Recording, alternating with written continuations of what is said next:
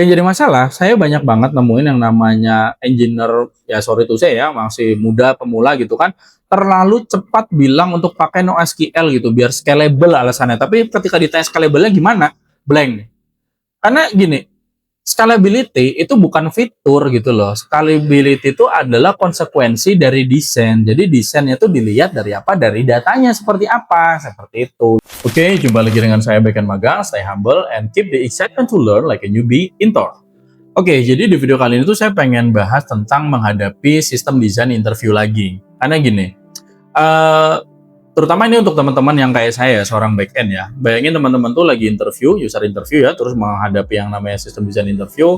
Terus dari yang wawancaranya tuh minta, tolong dong ini bikinin aplikasi kayak Spotify, bikinin rancangannya, high level desainnya gitu kan. Nah, mungkin buat beberapa orang tuh kedengeran serem gitu kan. Tapi sebenarnya pertanyaannya tuh bukan masalah apakah ini teman-teman beneran bisa bikin Spotify atau enggak. Pertanyaannya bukan ke arah situ. Tapi yang kita pengen nilai itu adalah bagaimana cara teman-teman tuh berpikir gitu untuk merancang suatu sistem sebesar itu gitu loh. Dan dari pengalaman saya ya menginterview kandidat gitu kan untuk masuk ke tim saya gitu sebagai yang saya sebagai senior engineer pernah jadi technical leader juga gitu kan. Kebanyakan dari kandidat-kandidat ini itu langsung nebak-nebak gitu loh dan berpikir rumit bukannya berpikir simpel. Jadi kayak misalnya oh ini langsung butuh microservices nih Pak kayaknya. Ada kayaknya lah gitu. Ini butuh Kafka nih, ini event driven nih. Oh ini untuk load balancernya harus sampai 5 region nih Pak. Terus untuk cachingnya harus multi layer nih. Nah, kebanyakan tuh langsung seperti itu gitu. Dan sebenarnya bukan itu yang pengen kita nilai. Jadi kita tuh bukan pengen menilai gimana sistem ini dijelaskan sangat rumit gitu oleh teman-teman ataupun ya teknologi-teknologi dan hal-hal keren yang ada di kepalanya teman-teman. Bukan itu yang pengen kita nilai. Yang pengen kita nilai adalah bagaimana teman-teman tuh berpikir untuk bisa membreakdown suatu sistem yang besar ini jadi suatu hal yang kecil-kecil dan teman-teman tuh bisa beneran mewujudkan desainnya. Dalam arti ya high level design tadi aja paling enggak gitu loh. Dan ini jadi terlihat masuk akal dalam desainnya. Kira-kira seperti itu. Jadi gimana pembahasannya? Simak video ini sampai habis dan biar gak banyak cincong, kita langsung aja let's get it on. Please like, share, comment, and subscribe.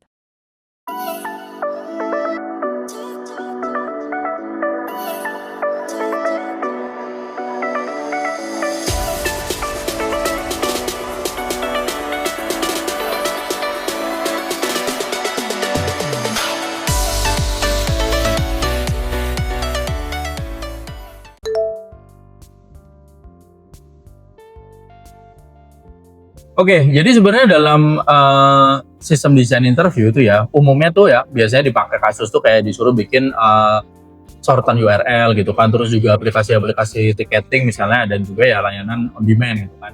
Nah, saya ambil Spotify ini karena tentunya teman-teman lebih relate lah, karena sering pakai gitu kan. Nah, di bagian awal dalam suatu menghadapi ini ya sistem desain interview itu adalah estimasi awalnya dulu, yaitu adalah kita tuh harus bisa memahami skalanya. Nah, itu yang kita inginkan dari kandidat gitu loh. Jadi gini, kayak misalnya teman-teman dikasih kasus tadi kan, tolong ya bikinin rancangan ya high level desainnya untuk aplikasi Spotify. Gimana nih, kamu bisa nggak merancang seperti itu gitu kan? Terus juga misalnya langsung dikasih requirement. Misalnya dikasih target, oke ini untuk pertama rilis itu kita butuh 500.000 pengguna aktif gitu kan. Terus juga kita butuh 30 juta lagu lah untuk bisa rilis awal gitu kan. Di situ kan teman-teman udah bisa lihat angka yang besar itu gitu loh. Tapi ya itu tadi, justru itu langkah pertamanya. Kebanyakan tuh nggak sadar di arah situ. Jadi gini, kalau misalnya tadi aplikasinya udah jelas ya, teman-teman harus detail nih, harus teliti. Ini aplikasi on demand buat ngedengerin lagu. Berarti kan dari requirement tadi 500.000 user, terus juga butuh 30 juta lagu. Ini kita udah kebayang nih skala datanya gitu loh, data yang disimpan ya. Karena gini, kayak misalnya tadi, karena ini lagu gitu kan, rata-rata lagu aja kita anggaplah rata-rata lagu itu 3 MB gitu kan. Terus juga berarti tadi kebutuhannya dari 30 juta, ya kita kalikan aja 30 juta kali 3 MB. Berarti kan kira-kira 90 bla bla bla 90 terabyte lah, kira-kira seperti itu. 90 tera itu buat lagu aja. Terus juga kayak misalnya dari 30 juta lagu itu tentunya data-datanya nggak cuma file lagunya kan, tapi ada metadatanya kayak misalnya siapa nih penulisnya, siapa penyanyinya gitu kan, rilis tahun berapa dan lain-lain. Nah, ini data metadata si lagu tadi gitu kan. Anggaplah di situ dia butuh 100 byte itu untuk data-data metadatanya itu. Kali aja lagi tadi 30 juta lagu, berarti 3 3 giga. Nah, kira-kira segitu. Nah, terus tadi minta usernya untuk di first release itu bisa nampung nanti sampai 500.000 user. Ya udah, berarti anggaplah satu user itu datanya 1 kilobyte gitu, metadata isi user ini. Ya 1 kilobyte kali 500.000 tadi gitu kan, ya udah berarti setengah giga lah. Nah, berarti kan dari situ teman-teman udah kebayang ini untuk datanya aja kira-kira udah butuh 1 tera, 100 tera gitu loh. Nah, bayangin kalau itu cuma sekedar disimpan di laptop ya nggak mungkin gitu kan ya, berarti kan di situ kita udah kepikiran kalau di sini untuk datanya aja berarti kita akan mengarahkan kemana, ke block storage. Teman-teman udah langsung bisa gambar tuh ini butuh block storage di sini. Salah satu dari high level desainnya teman-teman udah pasti taruh block storage gitu. Jadi berpikirnya tuh teliti, tenang gitu kan, dan dengerin bener-bener nih requirement seperti apa. Jadi bagian estimasi ini dia tuh bukan formalitas, tapi itu salah satu cara untuk kita tuh bisa melihat ya suatu sistemnya ini sebelum kita ngebangunnya, kira-kira seperti itu loh. Karena kalau tanpa angka ya apa ya bilangnya tuh kita tuh jadi nggak sedang mendesain gitu, tapi itu tadi cuma sekedar nebak-nebak aja kayak tadi, oh ini pakai ini ya Pak, oh pakai itu ya Pak ya. Itu bukan yang kita inginkan gitu loh. Kita butuh orang yang benar-benar bisa berpikir dengan ya kritis, analytical gitu kan, dan ngerti nih, paham sama konteks yang dibicarakan. Jadi engineer yang kritis itu salah satunya itu akan memulai dengan dari data yang konkretnya dulu lah, kira-kira seperti itu, bukan dari sesuatu yang sekedar imajinasi, kira-kira seperti itu.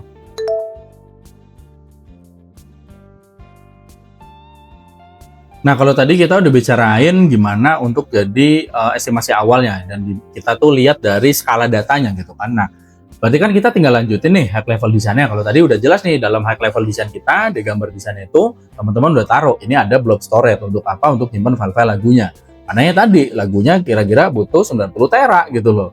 Total data sama yang lain-lain ya 100 tera. Tapi kalau data-data yang lain tentunya kan masuk ke database. Beda sama si data ya filenya ini, data yang gede. Jadi kan tentunya nanti bakal langsung ke apa namanya, ke database URL-nya aja itu kan. Harusnya teman-teman ngerti lah bagian situ ya.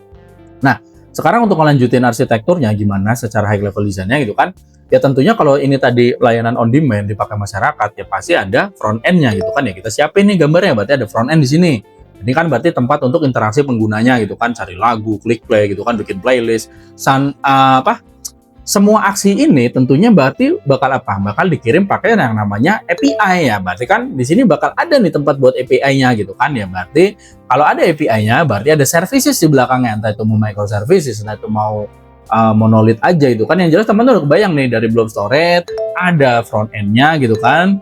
Nah, baru di sini ada service-nya gitu kan. Service-nya terserah nih nanti apakah akan jadi microservices atau monolith gitu kan. Itu bisa dibicarakan nanti. Yang penting teman-teman udah punya patokan dulu gitu loh. Nah, terus karena di sini trafficnya pasti tinggi, karena tadi udah jelas ya ada 500.000 user gitu kan ya, berarti service ini akan butuh yang namanya load balancing. Jadi ditaruhlah di antara si front end dan si back end-nya, kita taruh ada yang namanya load balancer seperti itu. Jadi kan tentunya itu fungsinya load balancer ya kayak tukang parkir lah ya, dia itu nanti yang bakal ngarahin traffic ke banyak server gitu kan, biar nggak numpuk di satu titik aja ya. Berarti nanti entah ini service-nya itu berupa microservices yang banyak, nanti di mana request-request itu diarahkan sesuai service-nya, atau misalkan hanya suatu monolith yang nanti dibanyakan instance-nya gitu kan, nanti load balancer-nya akan kirim ke instance-instance itu gitu kan ya, terserah di situ nanti, kita belum sampai situ gampangannya. Intinya kan dengan si load balancer tadi, trade-off-nya apa, teman-teman bisa jelasin ya, ini supaya nanti ketika nanti servernya itu kita bagi, kita skalakan gitu kan secara horizontal gitu ya. Nanti kalau satu server itu misalnya ya lagi ambruk gitu kan ya, yang lain masih bisa tetap hidup. Jadi request nanti bisa diarahkan ke sana. Nah, itu berarti udah taruh tadi tuh gambarnya load balancer. Nah, terus ya tadi kita baru masuk ke servernya, si service-nya gitu kan. Ya, kenapa di situ? Karena kan di situ logika bisnisnya tuh berjalan gitu. Jadi misalnya nanti saat user klik play gitu kan, servernya tuh bakal cari tahu nih filenya di mana gitu kan. Terus ambil metadatanya gitu kan, terus baru nanti kirim URL streamingnya ke ya aplikasi di front end-nya, kira-kira seperti itu ya. Jadi nanti udah jelas ada blob storage, ada front end, ada load balancer, ada service-nya, web servernya, web API-nya, kira-kira seperti itu. Nah, dari semua gambaran high level design yang tadi udah kebentuk itu kan, di sini teman-teman udah bisa lihat di sini bahkan belum ada pemakaian AI gitu kan, belum ada kita mikirin mau pakai ini event driven atau enggak, yang mungkin nanti pakai Kafka atau Rabbit gitu kan. Tapi yang jelas sistemnya udah bisa streaming musik. Teman-teman harus sadarin itu. Dengan itu aja sebenarnya sistemnya udah bisa streaming musik. Jadi yang penting dalam menghadapi suatu sistem desain, terutama dalam membuat gambaran high level design, yang penting itu simple dulu, powerful itu belakangan gitu loh. Jadi di breakdown dulu. Kalau nanti teman-teman udah dapat nih gambaran yang simpelnya, teman-teman nanti bisa breakdown. Nah itu tadi kayak misalnya si web servernya, si servicesnya itu, entah mau dijadikan monolith atau nanti jadi microservices gitu kan. Nanti microservicesnya apakah mau API driven aja atau mau event driven, itu bisa dipikirin nanti setelah ngerti trade off yang lebih dalam, kira-kira seperti itu. Jadi pokoknya adalah dalam menghadapi sistem desain itu adalah bangun dulu aliran data yang jelas, itu gampangnya seperti itu, baru nanti tambahin nih kompleksitas kalau udah dibutuhkan, kira-kira seperti itu. Jadi pokoknya di tahap ini tuh pertanyaan pentingnya tuh bukan apa yang bisa ditambah, tapi apa nih yang belum lagi sorry, apa nih yang belum perlu ditambahkan, kira-kira seperti itu. Jadi desain yang matang itu bukan masalah desain yang kompleks gitu loh, tapi yang bisa tumbuh tanpa apa ya bilang itu, tanpa nyesel lah di belakangan nantinya, kira-kira seperti itu. Jadi sekarang coba teman-teman refleksikan ke diri sendiri gitu kan ya, kalau misalnya sistem ini nanti tumbuh 10 kali lipat gitu kan. Nah, apa nih bagian apa dulu yang nanti bakal rusak gitu kan. Nah, disitulah nanti teman-teman tuh baru tahu nih bagian mana yang perlu dirancang supaya lebih fleksibel dari awal. Nah, kira-kira seperti itu. Jadi yang penting aliran datanya jelas dulu, high level desainnya udah kebentuk.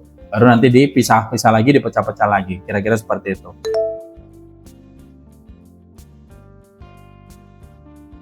Oke, sekarang kita masuk ke bagian yang cukup penting, itu adalah data storage. Jadi ini cukup inti lah dari suatu sistem, di mana kan kita di situ nyimpen data gitu kan. Dan ini juga jadi salah satu hal yang paling sering disalahpahami gitu loh. Karena apa? Ini sorry to say ya, karena kebanyakan yang masih mau jadi junior gitu kan, ataupun dari junior mau ke middle itu masih banyak yang berpikir ya semuanya nanti masuk database ya, padahal nggak gitu kan. Dan kalau teman-teman ingat tadi yang udah kita bahas, udah terbentuk nih gambaran apa namanya high level desainnya itu kan, kita yang pertama tadi apa? Ada yang namanya blob storage gitu loh. Nah, di blob storage ini kan kenapa?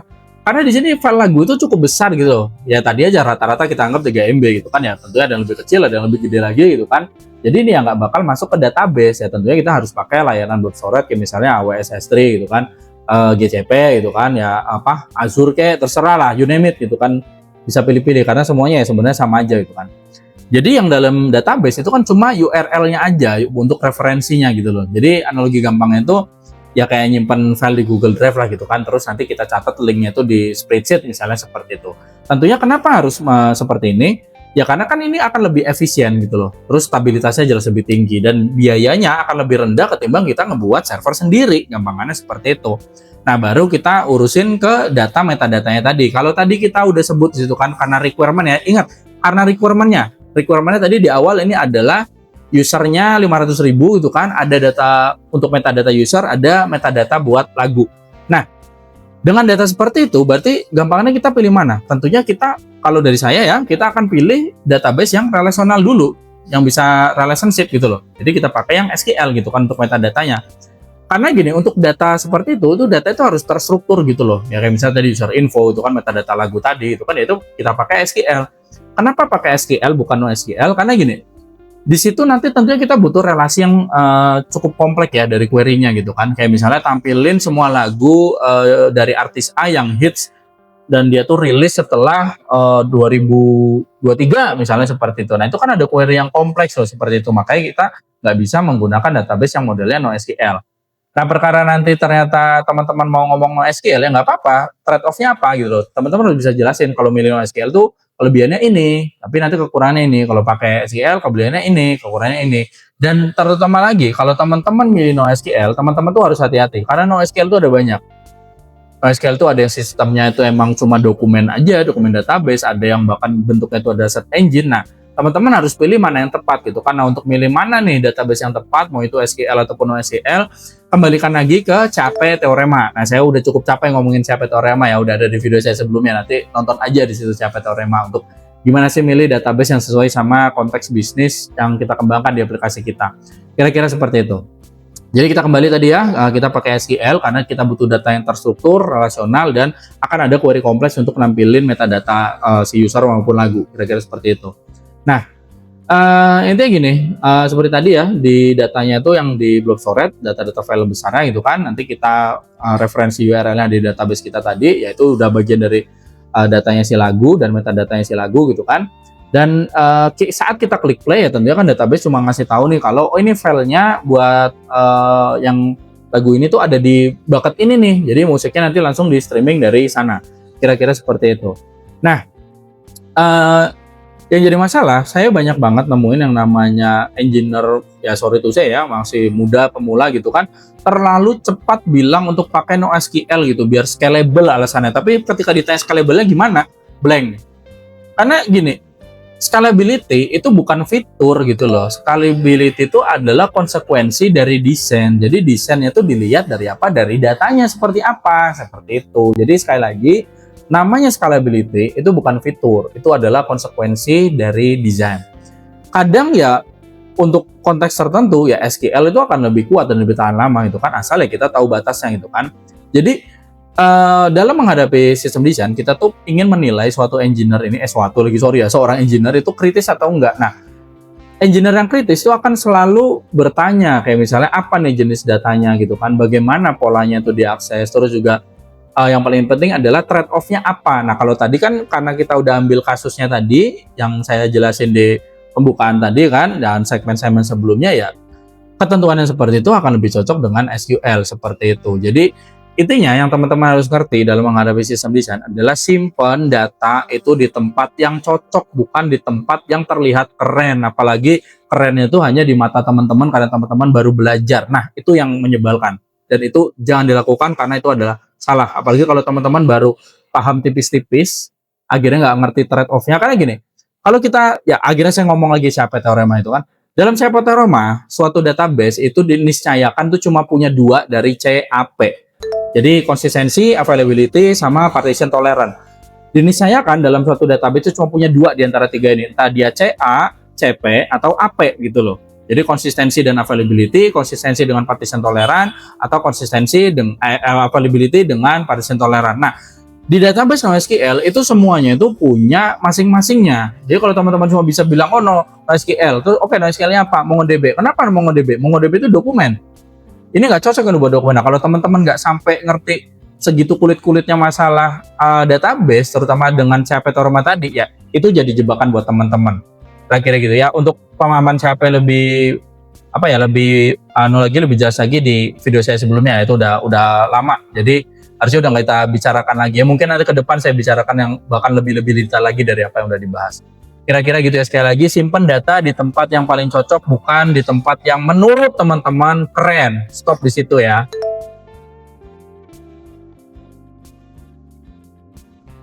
Nah, selanjutnya kita bakal ngomongin masalah scalingnya nih, yang benar-benar kita ngomongin scalability tadi ya. Terus juga ya tentunya optimasi di database. Jadi gini, kadang-kadang dalam menghadapi sistem desain interview, itu requirement awal biasanya nanti di tengah-tengah ditambahin lagi. Kayak misalnya ini tadi kan kasusnya aplikasi untuk on demand ngedengerin lagu gitu kan. Ya Spotify lah, anggap yang teman-teman ngerti gitu kan. Biasanya nanti dikasih kasus kayak gini. Ini kan awalnya kecil nih, tapi tiba-tiba ternyata aplikasi kita viral gitu. Akhirnya dari 500.000 user jadi 50 juta user. Terus yang tadinya 30 juta lagu jadi berapa ya, misalnya jadi 200 juta lagu lah, jadi banyak banget kan. Nah, yaitu ya tentunya boleh banget teman-teman tuh untuk menghitung ulang lagi gitu loh. Jadi metadatanya aja ya buat si lagu berarti kan udah naik nih, kira-kira jadi berapa ya, hitung-hitung dulu. Kira-kira 20 giga lah ya, kalau salah hitung teman-teman hitung sendiri lah ya. Terus metadata usernya berarti kan kira-kira jadi mungkin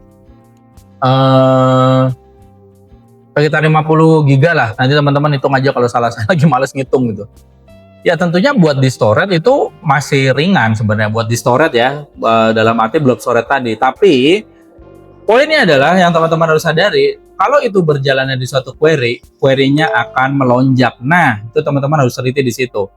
Jadi gini lagi, teman-teman juga selain harus teliti di mana query itu akan melonjak dan nanti akan menyimpulkan solusinya apa. Teman-teman ingat, ini aplikasi on demand untuk mendengarkan lagu ya, si Spotify tadi. Teman-teman harus ingat nih, sisi usernya. Usernya itu tentunya ada user yang jadi penikmat musik aja, sama ada user yang jadi musisi yang upload lagunya? Banyakan mana nih? Ini pertanyaan retoris harusnya ya, karena dari situ teman-teman harusnya udah tahu namanya musisi itu ya lebih dikit daripada penikmat gitu kan. Penikmat akan lebih banyak. Berarti kan akan lebih banyak user yang menikmati lagu daripada user yang mengupload lagu. Yang berarti database-nya akan menghalangi lebih banyak diambil datanya, ditarik datanya, di-fetching datanya daripada ada penulisan data ke database. Berarti kan di sini database-nya itu mengalami yang namanya heavy reading ketimbang writing seperti itu. Nah, di sini nih kalau teman-teman jeli di sini berarti teman-teman udah bisa menyimpulkan harusnya, yaitu adalah untuk masalah scalingnya dan optimasi database-nya yang paling simpel, kembali ya, think it simple, berpikir sederhana dulu, nggak perlu yang rumit-rumit dulu. Dengan kasus heavy reading berarti database akan lebih berat di proses fetching data. Berarti kita bisa optimasi database-nya dengan apa? Dengan master slave, selesai. Satu master ini digunakan untuk proses writing datanya, ambil data dari anak-anaknya nih, dari slave, seperti misalnya slave 4 gitu kan. Nah, kira-kira seperti itu. Jadi beban kerjanya itu akan terbagi. Jadi yang namanya master database-nya itu menjadi master itu nggak akan mengalami kerjaan yang berat karena dia benar-benar diakses ketika ada writing data aja, bukan ketika ada melakukan fetching data atau reading data gitu. Jadi reading datanya di slave-slave-nya. Dan ketika nanti si slave ini mungkin ada yang down, tentunya ya masih ada slave yang lain. Kalau misalnya dari masternya ada yang down gitu kan, si masternya ini, karena master nggak mesti satu ya, saya anggap misalnya satu tadi, masternya ini down, ya si slave-nya itu bisa dipromot menjadi master sementara. Kira-kira seperti itu. Jadi gini, masalah scaling itu bukan sekedar teman-teman, oh ini nanti langsung butuh Redis nih, ini butuh Sharding nih, enggak langsung seperti itu gitu loh. Ya nggak apa-apa kalau memang ngerti untuk menjelaskan ke arah situ gitu kan. Tapi untuk yang kita inginkan biasanya untuk menilai seberapa teman-teman tuh ngerti pemahaman dari konteks yang kita kasih gitu kan, konteks sistem yang dihadapin, terus juga kadang ini ya, untuk seperti itu juga akan dinilai gimana nih bisa ngasih biaya yang paling minim nih untuk mengembangkan suatu sistem terutama di tahap MVP-nya, kira-kira seperti itu gitu loh. Jadi scaling itu adalah tentang memahami pola perilaku sistem, itu yang teman-teman perlu ingat-ingat poinnya gitu loh kan. Jadi kalau misalnya teman-teman nih tahu mayoritas traffic itu adalah read heavy gitu kan, si heavy reading tadi bukan heavy writing gitu kan, maka solusinya kan bukan tambah server ataupun tambah teknologi yang macam-macam loh, tapi ya ubah arah aliran datanya. Nah, itu bentuk kejeliannya, bentuk analytical thinking-nya gitu. Itu yang pengen kita nilai gitu loh. Jadi engineer yang hebat itu tuh nggak bereaksi pada bottleneck gitu loh, tapi mereka tuh memprediksi di mana bottleneck bakal muncul. Nah, itu engineer yang diinginkan sama industri untuk sekarang, kira-kira seperti itu. Jadi intinya jangan langsung mikir berat, jangan langsung mikir ini harus tambah teknologi ini nih, saat sistemnya lambat gitu kan. Kadang tuh ya bahkan sampai ada yang oh ini kayaknya harus distribusi database-nya perlu gini Pak, banyak sharding di sini-sini. Nah, jangan sampai seperti itu. Berpikir simpel dulu aja gitu.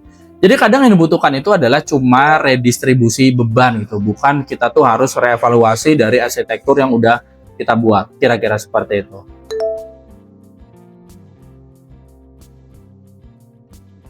Nah, kalau dari tadi semua, kalau kita kumpulkan, berarti kan gambarnya udah ada nih, block storage gambar di sini, front end-nya gambar di sini, load balancer-nya digambar di sini, gitu kan. Terus ini ada web server-nya digambar di sini, gitu kan.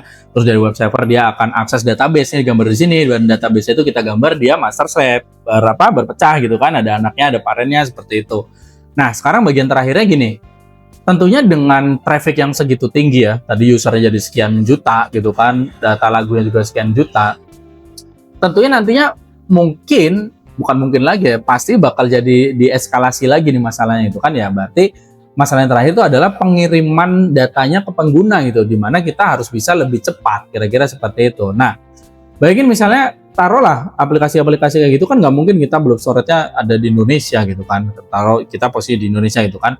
Jadi ya bayangin aja misalnya usernya di Jakarta gitu, tapi misalnya servernya tuh ada di Frankfurt sana tuh di Jerman gitu kan. Ya setiap dia klik play itu kan berarti kan harus menempuh jarak kira-kira berapa ya? Kalau nggak salah itu ada 15.000 kilometer kali ya, atau 10.000 ya, pokoknya di antara itu belasan ribu kilometer lah. Dan tentunya di situ apa yang jadi masalah ya, latensinya akan tinggi gitu loh, karena dia butuh jalurnya aja panjang gitu kan, berarti nanti bufferingnya bakal panjang. Nah ini teman-teman harus jeli di situ gitu loh. Ya tadi ya, pokoknya kita bayangin tadi usernya ada di mana, servernya ada di mana gitu kan ya. Ini mungkin delaynya kecil tapi ya cukup berasa gitu loh.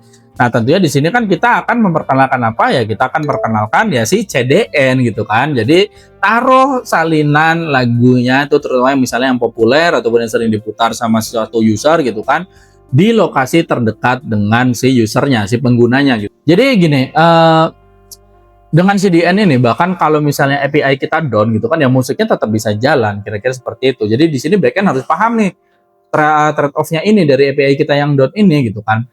Jadi itu tuh tanda sistem yang sehat bahkan ketika API down, tapi ya ini tadi layanan on demand untuk nyetel lagu itu kan dengerin lagu, musiknya bisa jalan, API-nya down, ya itu bakal jadi suatu sistem yang sehat lah. Karena kalau bisa apa ya, ketika ini bisa gagal sebagian, tapi masih tetap berfungsi, itu tuh suatu tanda ini sistem yang sehat.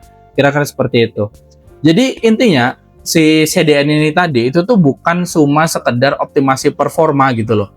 Tapi ini tuh bahkan jadi suatu filosofi. Karena gini, filosofinya adalah dekatkan data itu ke penggunanya, bukan penggunanya yang deketin ke data. Kira-kira seperti itu. Jadi di dunia nyata ya, sistem yang cepat itu bukan yang paling kuat, tapi yang paling tahu nih di mana harus berada. Kira-kira seperti itu. Jadi saat kita tuh desain sistem yang global gitu kan, ya pikirkan juga jarak logisnya. Itu yang teman-teman harus ngerti ketika menghadapi suatu sistem desain itu kan, sistem desain interview ya, sorry. Jadi kita pikirin jarak logisnya, bukan hanya jarak fisik, kira-kira seperti itu. Kadang keputusan paling efektif itu adalah tentang lokasi datanya juga itu loh, bukan sekedar ukuran dari servernya, kira-kira seperti itu.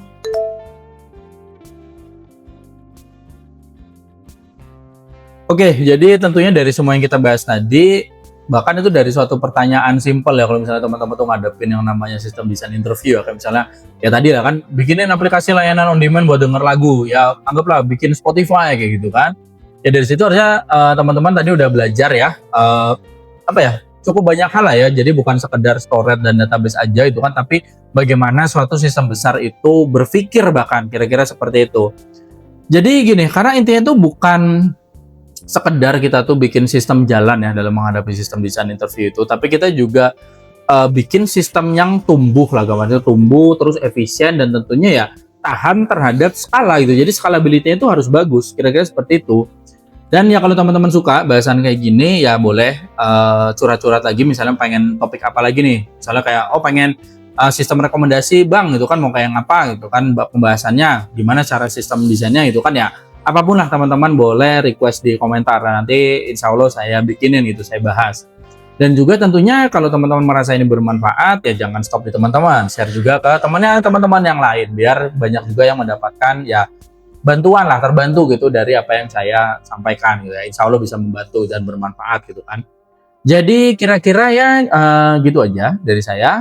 Thank you for watching dan salam backend mag.